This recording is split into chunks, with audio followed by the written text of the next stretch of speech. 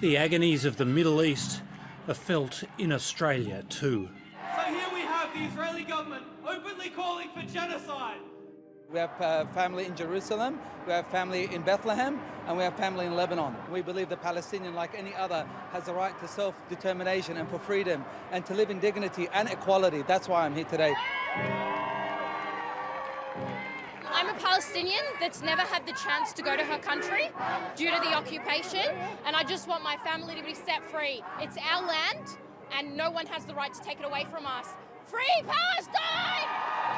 This was a protest against Israel and a decision to display that nation's colours on the Opera House sales. What's he being arrested for?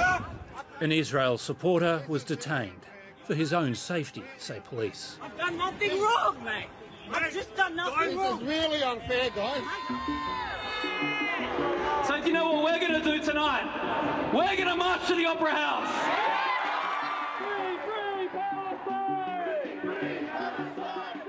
It went downhill from there.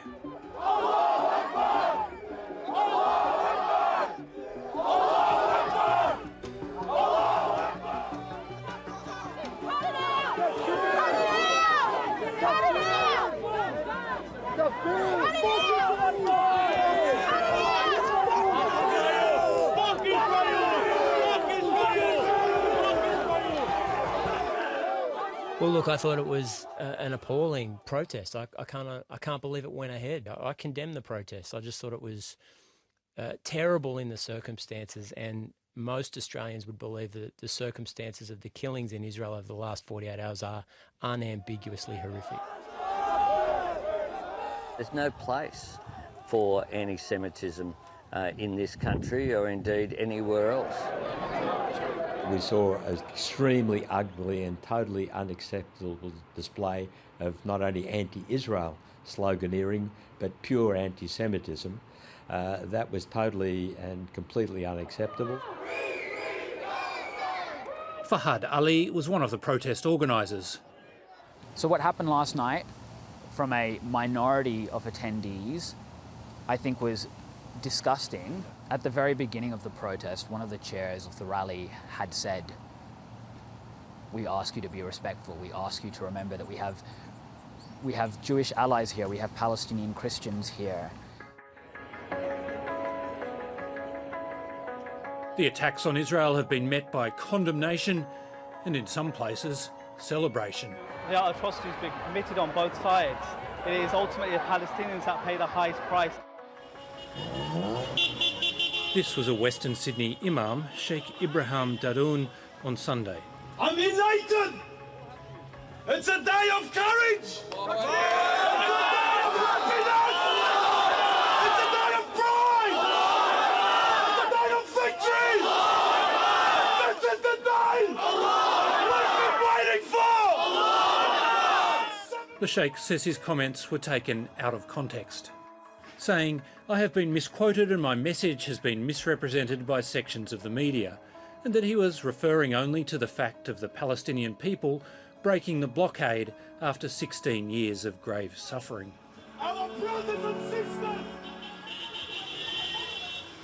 The massacre of civilians is obviously quite terrible, but what we need to keep in mind is that for the people in Gaza who have no escape, who are trapped in what is essentially an open-air prison, breaking through the blockade for them was actually a way for them to guarantee, in a way, their own freedom. Fahad Ali says the protests are fuelled by a sense of unfairness. Civilians die on both sides, but there's disproportionate outrage when Israelis are killed.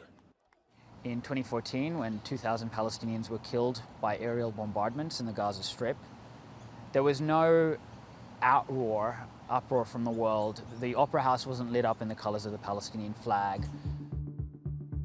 In Gaza, Hamas says it will begin killing hostages in retaliation for the deaths of Palestinians. Well, it was already pretty bad to begin with, and I don't see how retaliation is going to improve the situation.